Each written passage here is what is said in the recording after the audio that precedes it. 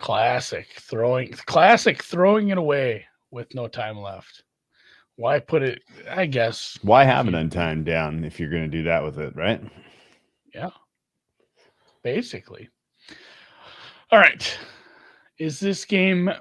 Let's play a little game of better or worse, and I only have one thing for it. Is this game better or worse than the Browns Raiders game so It's far? better. The What Browns makes it? Raiders.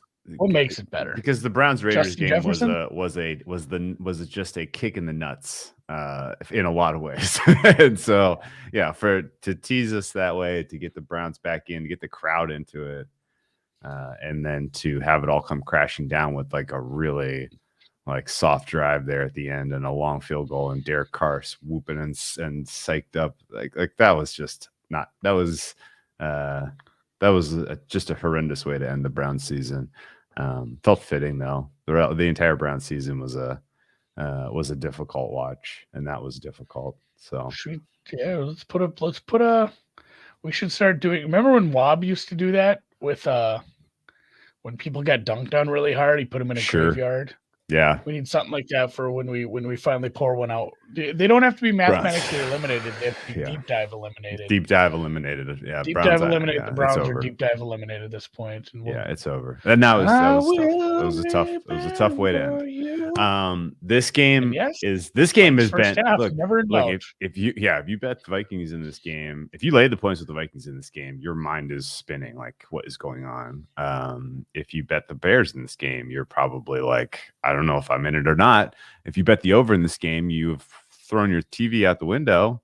And if you bet the under, you probably got a winner on your hands. So good job by you. But it is it's an uneven game. The Matt Nagy screaming at the refs was enjoyable. Were there any other highlights? Justin Jefferson touchdown was. But have you looked at the box score yet? No. I mean, I have it open, but I haven't really gone through it in detail. Why? I'm just the total yardage is kind of a mind f. Okay, what do we got here? Is it really lopsided in favor of the Vikings or what? No, it's in favor of the Bears. Wow, how about the Bears 155 to 93 on one fewer drives. Granted, let's not call what the Vikings did just now a drive if we're going to be totally fair with things. Vikings 3 yards per play, Bears 5.2. They had that nice long pass down the middle, but the Vikes had the Jefferson pass that went for like 25 early on. And, they were the beneficiary of some turnovers. The Kirk turnover, I wanted to make fun of Kirk for that, but it felt like that was a timing route that wasn't going to ever work, and the receiver got tackled. Refs miss things. They just missed it. Like, he got tackled. It should have been a penalty. It wasn't. And it turned into a hilarious interception. I joked with producer Dan, who sometimes thinks I'm not as paying attention. I said, did I miss third down? Like, why did they punt here? Arm punt. I think I tricked him. I think I tricked him into making him think I didn't know what was going on. Because if you just watch that play after they moved ahead of the line of scrimmage there, it just looked like a fucking punt. It was. You know what? I totally blacked out on the drive that the Bears had 8 plays, 60 yards, and ended with a David Montgomery fumble. When did that happen? I missed that altogether. So it's that was a couple drives ago. That was a couple drives ago. They've had so far the Bears have lost 2 fumbles in this game, and that really has been the difference, I would say, because they were going to score some points on that drive, and they probably could have gotten points. This could be 10-9 realistically at a minimum. The fact that it's 10-3 is really kind of indicative of Bears finding ways to take points off the field for themselves, which is sort of a thing that happens with the Bears, at least under Nagy. Fields fumble, I thought his body language was absolutely horrific. Like he gets so down on himself when he turns the ball over. And I was kind of like, oh boy, like what happens now? Like, but he came back and I thought he made some nice passes. Maybe don't carry the ball like you're coming back from the C-store with a loaf of bread. I mean, it was to their credit, it was a really nice strip for a guy who came in and missed. I mean, he essentially missed the tackle and ended up sticking his hand out there, catching a ball that wasn't secured. Good job on that. The other fumble, I think, was just kind of a bad fumble. I didn't really see that was one where it was, I didn't think that was a fumble, and then they challenged it and they gave it to him. That drive had only 1 third down. That 8-play, 50-yard drive. Yeah, that was like a decent drive. They were looking kind of decent. I don't know if we're making a case for the Bears. It's nice to bet against the Vikings when they're leading. It's nice to bet against the Vikings in the second half, but it's not enough of a margin. It's not enough of a margin, and it's a team that we saw them look very bad against the Packers in the second half. It's, Fields for a while had only thrown like one or two times until they got going on that last drive. Montgomery looks goodish. My biggest thing for right now for the Minnesota Vikings is you're missing all these cornerbacks, you're missing these safeties, and they have some pretty decent linebackers / front seven guys. So, and again, it's a two-edged sword. When you wait for a play to develop, some of those pass rushers can get after Kirk, and they have. But instead of attacking these replacement level corners down the field, you're throwing screen passes behind the line of scrimmage for the fast linebackers and edge rushers and people to, go after and get after Cook. Mm-hmm. Like you need to find a way to bring a tight end in, bring a blocking back in, get Kirk some extra time and attack these backup players. They don't seem inclined to do it. And that's where I'm fine not betting against the Vikings. I'm fine not betting on the Vikings. Oh, yeah. They're inclined to just like, hey, let's run into the actual part of this defense that is remaining for under 23. Reasons unknown. Let's get under Thank 23. You. Sure. I think that's the right call because the Vikings defense is capable of playing better. The Bears defense is playing up. That D-line in particular, getting after Kirk Cousins, disrupting things. And it's a cold, energy is high for the Bears. It's a nasty outdoor environment. This is doesn't, and also, the Bears, if Vikings score, they have a lead. They're gonna try to kill the clock with Cook, and it's not going to be super successful. Did you see Cousins stat line right now? 6 of 19 for 60 yards, 3.8. 9 for 16 for 60 yards. How do you complete that many passes? It's really after having two decent long ones too. Fields having a better day right now. I mean, a lot of the fumble is not two his 2-yard passes. Stats. 2 2-yard passes to Cook, 1 3-yard pass to CJ Ham. Why CJ Ham is being targeted? In anyone's guess. CJ Ham, the forgotten man. CJ Ham. Realistically, Leroy Horde in him. Realistically, I think the unders are look here. We should have more points on the board because and ultimately, I don't know that you're going to get your turnovers and your short fields in the second half here. I mean, that's the difference. The fumble, the pick was something. I guess it led to a missed field goal, which is you got to try at some points. But those two turnovers were super costly. They were driving on the one, and the other one they were absolutely driving. They were down at like the 12-yard line. Holiday ham, yes. Rum ham. Let's get some rum ham.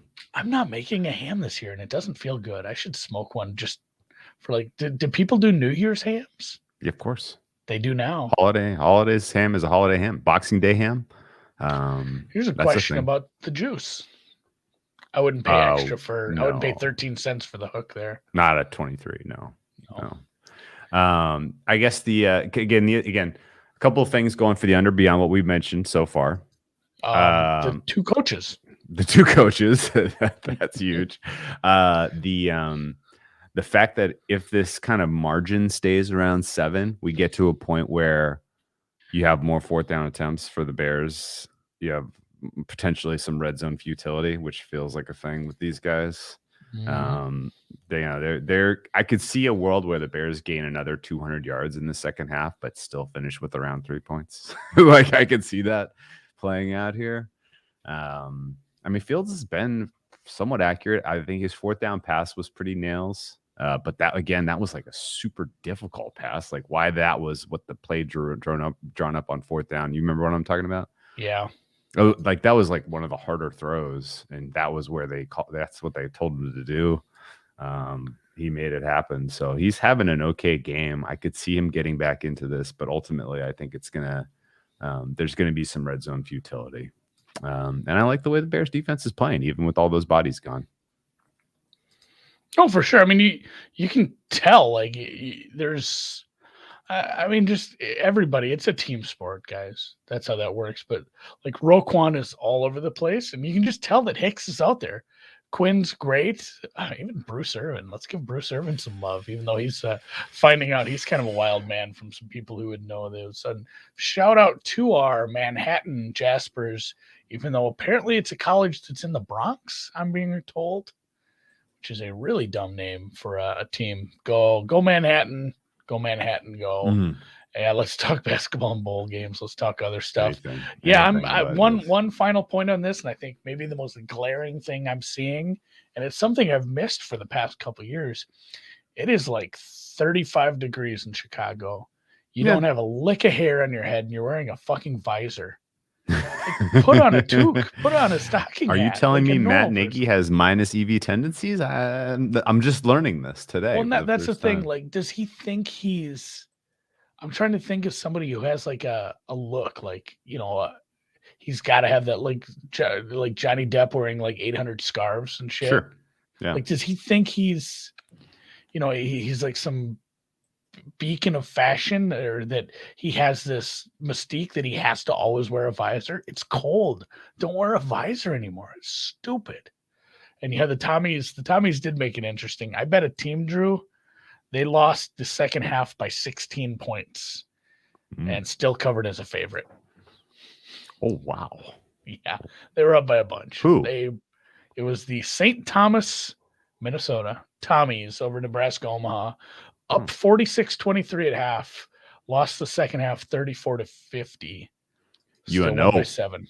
UNO, UNO is real bad. I'm not sure how they let them get in the second half like that. I got you. Incarnate word inside the number. How about it? Couple of wild ones in the association. Big fat number. And now, Bulls just the Rockets close to 15, and then the Bulls just ripped off 7 straight. Nice job, Rockets. Rockets defense has been utterly atrocious tonight. Bulls rating 150 going into this fourth quarter. Oh, that's bad. How does Charlotte get back into this game? Well, Utah doesn't come out for the third quarter until about 2 minutes left, and then it's probably a tie game. I bet this is tied at halftime. Charlotte, Utah. Charlotte, I will say, among the teams in the NBA, Charlotte is one of the more runny. I don't know if you should describe teams like that. They are a runny group. And they are super slow starters for whatever reason. Charlotte, one of the worst. I did not like that. I didn't like you calling them runny. Like a runny egg, not like runny poop. Some kind of. I don't like. I don't like a runny. I don't like a runny egg either. Oh, really? That's a good Christmas question. That is a hot take. So I don't like what? I don't like a sunny side up, like real runny. I don't like a runny white. I like a runny yolk. A runny white is not a thing. A runny white is an undercooked egg. Yes. No, but there are people that order it that way. If the white is cooked, then it's a cooked egg.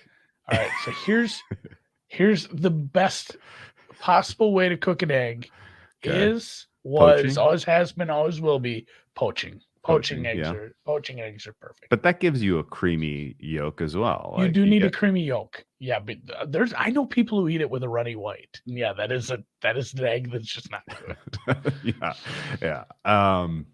Over easy should have a slightly runny white. Yeah. Okay. Wow. Which is ishy. Yeesh. Yuck. Okay. Well, ultimately, I love a runny yolk and not a runny white. And I don't think that qualifies as salmonella. I ate plenty of raw chicken as a kid. I'm practically immune to most of these salmonellas and things like that. Yeah, it's all a myth. It's all just it's big government trying to keep you. A lot of people of my age or older don't think you should be able to undercook pork. They were told trichinosis and hookworm and all that. Like, well, you can absolutely finish a pork. You can finish a pork loin at like 145. Yes, that's actually an important distinction because there is a pink hue to the perfectly cooked pork. Yeah, especially a loin. A loin needs to be under. Yeah, you don't want if you cook the pink out of a loin, you are serving. You might as well just like cut up some like wood. Put some jelly on it soft because wood. It's toast. It's awful. Yes, you've dried out your pork. Congratulations. Yeah, no, absolutely use a meat thermometer if you want. If you need a good gift idea for your loved one, ask your get it. I have a good digital one that is super accurate, super fast. Get a good meat thermometer. I've got a nice one that has like 6 ports on it, so you can use it for multiple things. Look at you! And it hooks up to the phone with the Bluetooth.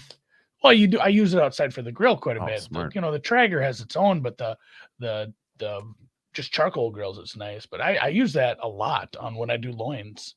I put that right in the loin. That is Drew's right. That's a great gift idea for you. Yeah, ask your significant other. Like, would be cool. Like, well, and Anthony brings up a great point too. It's going to get a little hotter as it rests. True. The meat is going to be cooking. That's true. Yeah. My God, this guy can't get over the coconut dishwasher. Always rest your meat. It's an acquired taste. Yeah, I know. Some people do not like coconut water. Do not like. Not like. All right. The couple of there was a starred question that I think that's worth going back for. That was from our guy, Sign Collectibles. Check out his page on. See, this is silly. They're not even in the same division. Yeah, I do Bills or Rams win their division. He's basically saying, okay, either you only get to pick either one of these. Yeah. Did you see that sack? He just took like a 50-yard sack. Oh, was it? Watch this. Was it Fields? All right. Like, stop running backwards. Oh God, he's something. Fields sack percentage, like the percentage of times he's getting sacked on dropbacks, is mind-blowingly big number. It is monstrous. If you cook it over 145, you should be putting. Yeah. All right. So Bills or Rams? Bills or Rams to win the division? You can only pick one. You can only have one of those two. It's an easy call, in my opinion. I would take the Rams. I would take the Bills. Oh, interesting. Really? You want a little friendly wager on which one of these two teams ultimately wins their division? You know why I would take the Rams?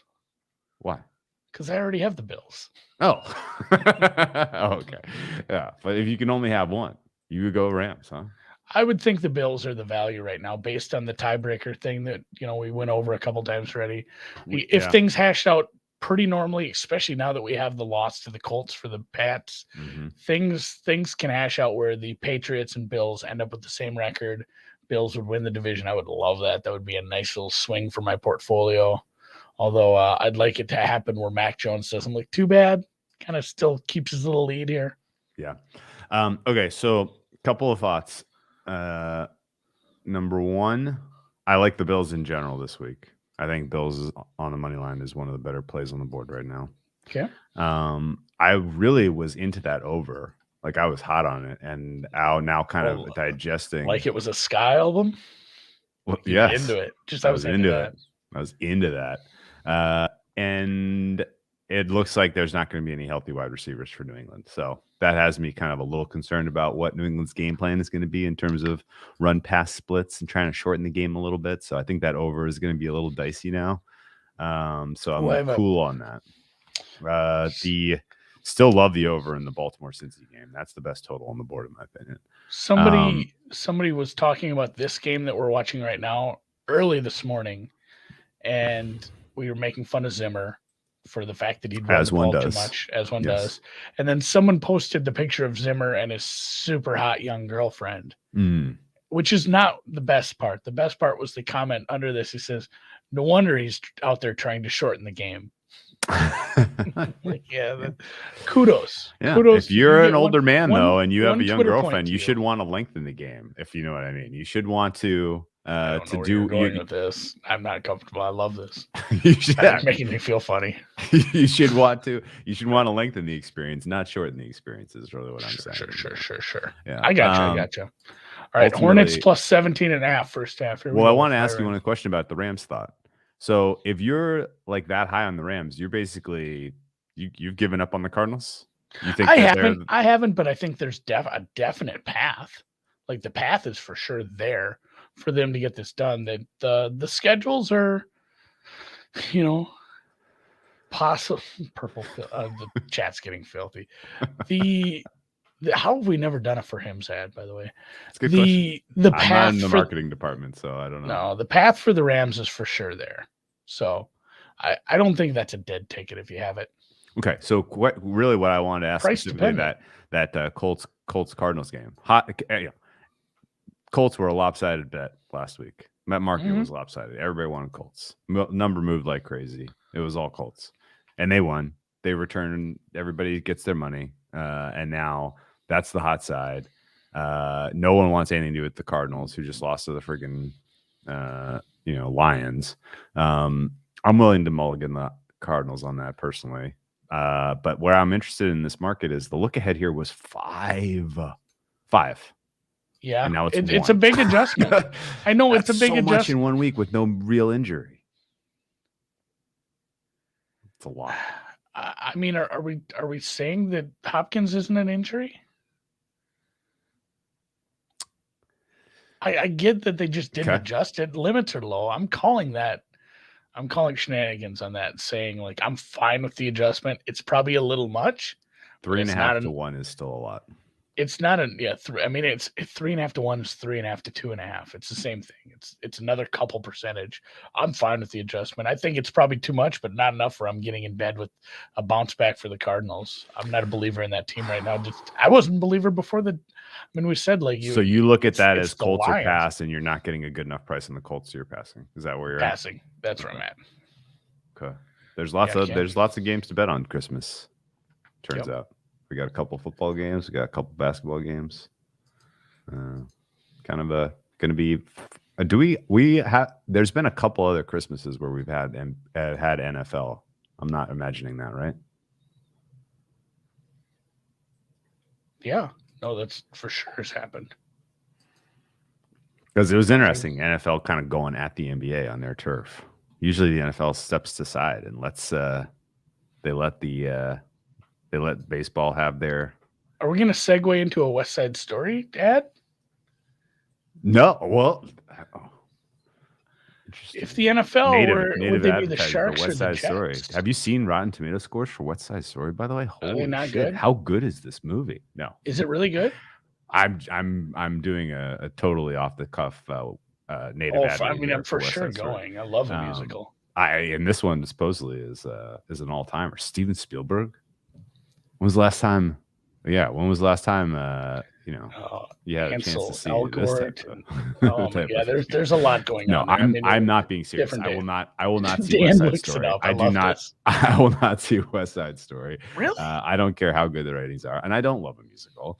I will. There are many other really, really good movies this time of year that I think are worth your attention. And comic book movies, I'm out. Musicals, Sonic the Hedgehog. If you want a recommendation, if you love comic book movies or you love musicals, send your questions to Andy. He will give you a wonderful recommendation. Great chance. If you ask me, I have not seen the movie. Yeah, Greatest Showman. It's up there. The Greatest Showman was a good movie. Underrated musical. Well, Hugh Jackman is an underrated musical actor. I'll give you that. He actually, he kind of kills it in that. And the mom from Dune, I think, is the opera character, the opera singer. She did a good turn in Dune, I thought. Although she Dune really was pretty good in Dune. So, all right, I'm gonna go home. Nobody's scored yet, which is good. They haven't taken that much time off the clock, which is bad. There's been some penalties, clock stoppages, etc. 3rd and 18 for Kirk Cousins. There we go. Thank you. 3rd and 18 for Kirk Cousins. So what are the odds that a pass to the running back is coming up? 3rd and 18 for the Vikings. Okay, real quick. I just want to take on this play. Draw. Okay, because I'm thinking running back screen probably. Right? Running back screen and draw are the same thing, but yeah, I mean, do you? Draw's a little different. going like you're passing, and then you hand it off. Here's the thing. Have you seen The Music Man? No. It's great. So have you seen the episode of The Simpsons, the monorail episode? Yes. Same thing. It's the same thing, but with music. Yes. Yeah, it's that's the same thing. That's the basis for it. Is The Music Man. Okay. Well, I don't know. This sounds like a Shelby Bill idea. I love that episode so much. That was a good one. Written by Conan O'Brien. That's very good. Did you know that? Did you know that trivia? Deep pull. I'd heard it before. I would not have remembered that. That was a very good call by you. The Vikings are moving now. Third down with a defensive chop block. Wowzers. What was the third down call, by the way? It was just a run. I missed it. I was talking Music Man. Left tackle for 5 yards. Chop. Low block on Chicago. Okay. Cats. I'm out on Cats. Cats was Cats. Was the worst movie that was made in the last 20 years by all accounts. I don't know. Have you seen Old? Ugh. What was Old? Ugh. It's an M. Night Shyamalan. No, I did not see that. I gave up on M. Night Shyamalan after Signs. Papa Call says it was We've got a ruling. It was a draw. They're the same play, but one involves a throw. Yeah. Okay. Well, misdirection. Congratulations, Kubiak and company. You got a bailout. Illegal block out of it. Clint with a KL. Who's this guy? Who's this guy that's just going bananas here? Nwangwu. Who? Are we doing like a who's on first thing? Keeney Nwangwu, the running back for the Vikings, is not a guy I know. He played football at Iowa State. I haven't. 23-year-old kid from Frisco, Texas. Famous site of the Frisco Bowl. The new Spider-Man yet. I got to get to that. Yeah, see, that Spider-Man is such a hugely popular thing that it just misses me altogether. I enjoy them. They're always enjoyable. Tom Holland is delightful. It's like a young Paul Rudd. Here's one that did miss me. Encanto sucked so bad. And I enjoy going to children's films with my children. Did you see Luca? Luca's good. Yeah. I heard Luca was great. I have not seen it. Luca's really good. The new Ghostbusters, okay. Okay. It was okay. All right. That sounds kind of like a bad review ultimately. I mean, what are you expecting for reboots and sequels? You can't expect a ton. I mean, it had Paul Rudd in it, so the ceiling was high. That was the saving grace. I'm gonna go see the Licorice Pizza. That looks up my alley. Yeah, that you're a big Haim guy. You look like a big Haim guy. To the fire. Yeah. I don't know any of the lyrics. I just know that was tune to that song. That was a Haim song. That was a Haim song. The Wire. It's called The Wire. If you had just gone a cappella there, I would have pulled that. I think that was a good rendition. Yeah. Came back to the wire. Okay. I like it. All right, I'm gonna go home and wake up the wife. All right, man. Enjoy. Have a warm one, and and hopefully this understays good here. Would be a great third down stop here if it was to take yardage off so that they don't even think about going for it on fourth down. Oh, what do you know? Paul Rudd is a young Paul Rudd. Is a young Paul Rudd. That's good. He doesn't age. He's magic. He was in Clueless in 1996. He looks basically the same. Clueless and Ant-Man could have come out 1 year after each other. Wouldn't have known. I gotta tell you though, the plot of Clueless, does that hold up? Like the stepbrother, stepsister dating at the end of the thing? Horrible. That was a real tough one. I don't know how they ended up that way. They were ahead of the trend on the step sibling stuff, I guess. But. Oh my God, are we still going for this part? I don't even know what that reference is to. Of course you do. I don't go to those things.